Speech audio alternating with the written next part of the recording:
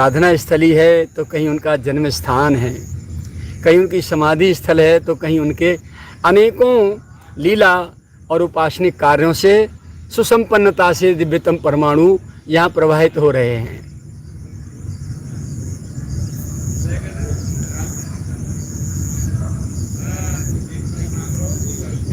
आइए, इस स्थली की दिव्यता भी अपने आप में इस बात की प्रमाण है कि संत जहाँ विराजते हैं वो स्थली अपने आप में मायाबद्ध प्राणियों के लिए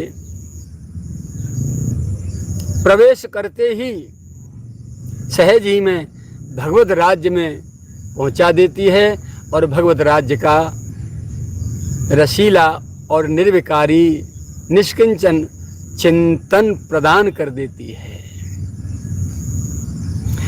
इस स्थली का नाम है साधक प्राण संचार स्थली। जब इसका नामकरण हुआ, समाधि जिस समय लगी, 25 अगस्त भाद्र कृष्णा चतुर्थी श्री गुरुवार सन 1994, जिस समय पूज्य श्री ने यहाँ समाधि स्वरूप ग्रहण किया, उस समय कुछ लोगों के साथ बैठकर इसका नामकरण किया गया। इस पर कुछ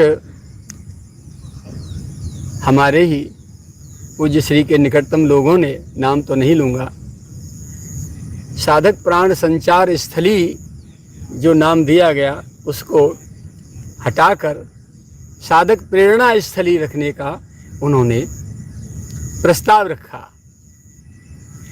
हमने उनसे निवेदन किया, भाई जी, साधक प्रेरणा स्थली और साधक प्राण संचार स्थली में तो बहुत अंतर हो गया। बोले क्या हो गया? तो हमने कहा कि आप ही महानुभाव बताइए कि साधक प्रेरणा स्थली का अर्थ क्या है कि कोई भी आकर यहाँ बैठते ही प्रेरणा प्राप्त करे और अपना मार्ग प्रशस्त कर ले। अब तुम बताओ, साधक प्राण संचार स्थली नाम क्यों रखना चाहते हो? मैंने विनम्रतापूर्वक निवेदन किया, भैया, प्रेरणा वो व्यक्ति ले सकता है जो जीवित होगा। वो साधक प्रेरणा प्राप्त कर सकता है जिसकी साधना डेड नहीं हुई होगी, जीवित होगी, शिथिल पड़ गई होगी, मंद पड़ गई होगी, धीरे धीरे हवाई जहाज से बैलगाड़ी के गति में आ गई होगी। वो साधक यहाँ बैठकर प्रेरणा ले जाएगा। अर्थात जो जीवित है, जिसकी साधना जीवित है, जिसका हृदय जीवित है, जिसके उपासनिक परमाणु विचार जीवित हैं, वो प्रेरणा ले सकता है। लेकिन साधक प्राण संचार तो ऑलरेडी डेड में होते हैं, मृत शरीर में होते हैं, जिसकी साधना बिल्कुल मर चुकी होगी, समाप्त हो चुकी होगी, एक भी श्वास जिंदा नहीं होगी।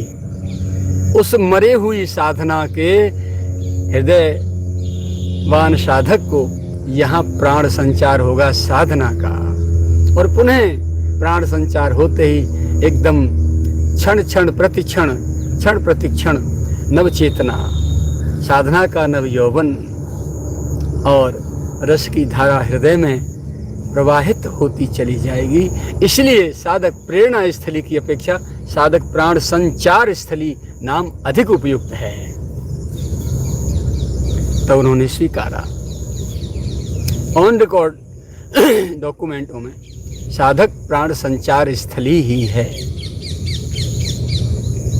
इस स्थली पर आज भी, दूसरे की तो मैं नहीं कह सकता, जितने लोग आते हैं प्राय ये कह के जाते हैं, बाबा जाना पड़ रहा है लेकिन जाने को मन तो नहीं कर रहा। क्यों? क्योंकि आत्मा को अपनी खुराक मिली, अपना भोजन मिला, अपना आहार मिला। जैसे किसी जन्म जन्म की भूखे को सुंदर स्वादिष्ट